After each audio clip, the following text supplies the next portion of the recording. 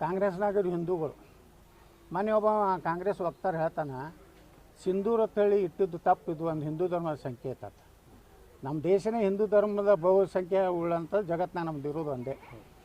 ನಾವು ಹಿಂದೂಗಳ ಪರವಾಗಿಯೇ ಇರಬೇಕು. ಮುಸ್ಲಿಮರಿಗೆ ಗಾಂಧಿ ಕೊಟ್ಬಿಟ್ಟ, ನಾವು ಕಾಲಂ ಮಾಡ್ಯಾನ, ನೀವು ಮುಸಲ್ರೆಲ್ಲ ಹೋಗ್ರಪ್ಪ ಎಲ್ಲಿಗೆ, ಪಾಕಿಸ್ತಾನ. ಗಾಂಧಿ ಮಾಡಿ ತಪ್ಪಲ್ರಿ. ಗಾಂಧಿ ಹುಟ್ಟಿಸಿದ್ದು ಕೂಸನೇ ಪಾಕಿಸ್ತಾನ. ನಮ್ಮ ದೇಶದ ರಾಷ್ಟ್ರಪಿತ ಅಲ್ಲವ ಗಾಂಧಿ. ಗಾಂಧಿ ಯಾವ ರಾಷ್ಟ್ರಪಿತ? ಪಾಕಿಸ್ತಾನದು. ಅಲ್ಲಿ ಒಂದರ ಮೂರ್ತಿ ಅದಾನ ಗಾಂಧಿವು. ಇಲ್ಲೆಲ್ಲ ನಾವು ನೋಡೋ ಓಣಿಗೆ ಒಂದು ಕೂಡಿಸ್ತೀವಿ ನಾವು ಗಾಂಧಿದು. ಯಾವ ದೇಶ ಹೊಡೆದಂದು ಕೂಡಿಸ್ತೀವಿ. ನೇತಾಜಿ ಸುಭಾಷ್ ಚಂದ್ರ ಬೋಸ್ರನ್ನ ಬ್ರಿಟಿಷರಿಗೆ ಕೊಟ್ಟವ್ರು ಯಾರು? ಇದೇ ನೆಹರು ಅಲ್ಲ. ಸರ್ದಾರ್ ವಲ್ಲಭಭಾಯ್ ಪಟೇಲ್ ಏನು ಹೇಳಿದರು? ಪಾಕಿಸ್ತಾನ ಹೊಡ್ಕೊಳ್ಳೋಕೆ ವಲ್ಲಭಭಾಯ್ ಪಟೇಲ್ರು ಅಂಬೇಡ್ಕರ್ ವಿರೋಧ ಇದ್ದರು.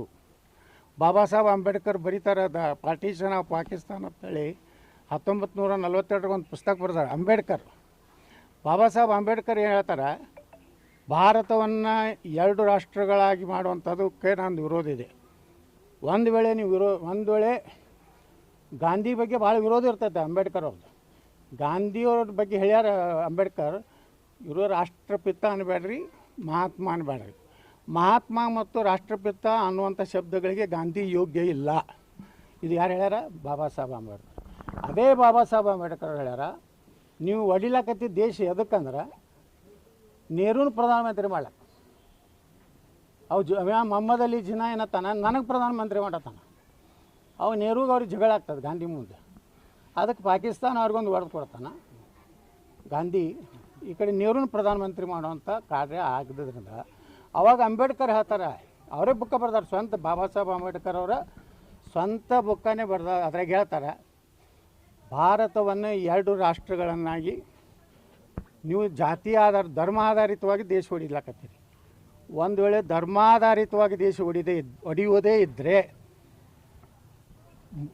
ಭಾರತದಲ್ಲಿರುವ ಕೊನೆಯ ಮುಸ್ಲಿಂ ಪಾಕಿಸ್ತಾನಕ್ಕೆ ಹೋಗಬೇಕು, ಪಾಕಿಸ್ತಾನದಲ್ಲಿರುವ ಕೊನೆಯ ಹಿಂದೂ ಭಾರತಕ್ಕೆ ಬರಬೇಕು. ಇದು ಅಂಬೇಡ್ಕರ್ ಹೇಳಿದ್ದು.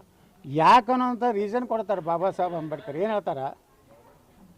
ಇಸ್ಲಾಮದಲ್ಲಿ ಮತ್ತೊಂದು ಧರ್ಮದ ಅವ್ರನ್ನ ಎಂದೂ ಸಹೋದರದಿಂದ ನೋಡುವಂಥದ್ದು ಆ ಧರ್ಮದ ಕುರಾಣದಲ್ಲಿಲ್ಲ.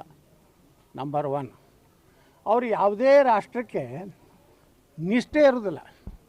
ಅವರು ತಮ್ಮ ಧರ್ಮನೇ ಶ್ರೇಷ್ಠತಾರೆ, ಇಸ್ಲಾಮನೇ ಶ್ರೇಷ್ಠತಾರೆ. ಅವರು ಭಾರತದ ಸಂವಿಧಾನ ಒಪ್ಪೋದಿಲ್ಲ.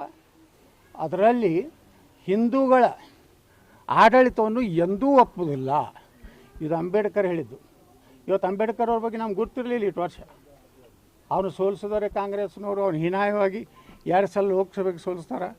ಅವು ಭಾರತೀಯ ಜನಸಂಘ ಶ್ಯಾಮಾ ಪ್ರಸಾದ್ ಮುಖರ್ಜಿಯವರು ಅವ್ರನ್ನ ರಾಜ್ಯಸಭಾ ಸದಸ್ಯ ಮಾಡ್ಲಿಕ್ಕೆ ಓಟ್ ಹಾಕಿದವ್ರು ಯಾರಂದ್ರೆ ಅವತ್ತು ಜನಸಂಘ ಅಂದರೆ BJP ಹಿಂದಿನದು.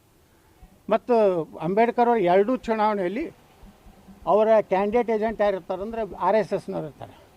ಅಂಬೇಡ್ಕರ್ ಎಂದೂ RSS ವಿರೋಧ ಮಾಡಿಲ್ಲ, ಹಿಂದುತ್ವ ವಿರೋಧ. ಹಿಂದುತ್ವದಲ್ಲಿರುವಂಥ ಹಿಂದೂ ಸಮಾಜದಲ್ಲಿರುವಂಥ ಈ ಅಸ್ಪೃಶ್ಯತೆ, ಮೌಢ್ಯ ನಂಬಿಕೆ ಬಿಟ್ಟರೆ ಅಂಬೇಡ್ಕರ್ ಎಂದೂ ಹಿಂದೂಕ್ಕೆ ವಿರೋಧಿ ಅಲ್ಲ.